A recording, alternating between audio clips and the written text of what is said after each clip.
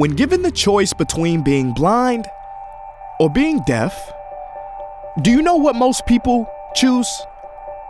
Take a guess. They choose to be deaf. It's not breaking news, right? I mean, to choose the eyes is such an easy decision. So it boggles my mind, even though we cherish our eyes, so many people live without having a clear vision. Did you know that there are 7.7 billion people on this planet? You probably did. But did you know that no two of them have the same iris pattern? I checked it out. It's a true fact. Even twins are different. Likewise, you, yes, you, have your own unique vision. At birth, the universe gave you a prescription that's custom-made lenses designed for you and placed in your heart.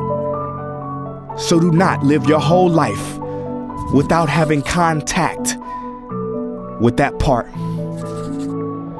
You know, life is kind of like that movie Bird Box. You know, with Sandra Bullock on Netflix. It was big. My point is, a lot of people are afraid to look at their dreams. But unlike the movie, you won't die when you see them. You will finally live.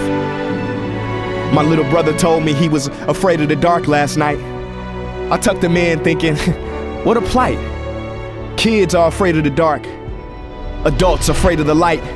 I guess that's life. See, a wise man once said, there are none so blind as those who choose not to see. How many people do you know who were given a vision, given an idea, but chose not to act on it? They got the call, but hit decline on the true purpose of their lives. Maybe this is you, and maybe you were scared. Maybe you needed someone else to confirm it and make it clear. But that's not how the world works, I swear. See, eyes that look are common. Eyes that can truly see are rare. Oh, you want proof? Well, let's play a game. I'm gonna make a statement, and then you guess the person's name. You ready? Let's play. He was fired from a newspaper for having no imagination or original ideas. Walt Disney. Okay, next one. His teacher said he was hopeless and would never be a composer. That's Beethoven. How about this one? Her singing coach said she will never make it as a singer because her voice breaks too much. Lady Gaga. See, the critics couldn't see Tyrone Bogue's vision either. When Tyrone was 10 years old, he stopped growing. He was diagnosed with a rare disease that stunted his growth.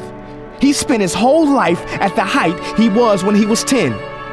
So how could this boy play in the NBA for 13 seasons? Because he had a vision bigger than his limitations.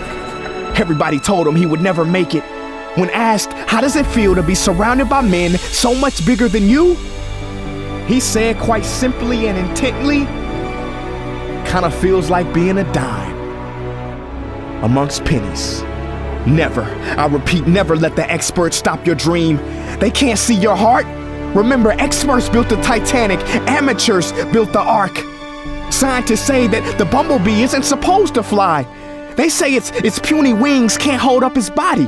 They're just not anatomically right. Well, if bumblebees could speak, they would say, bro, you don't know my life. Last month I was in the UAE, and what I saw brought tears to me. Only 50 years ago, all they had was sand and dreams, literally.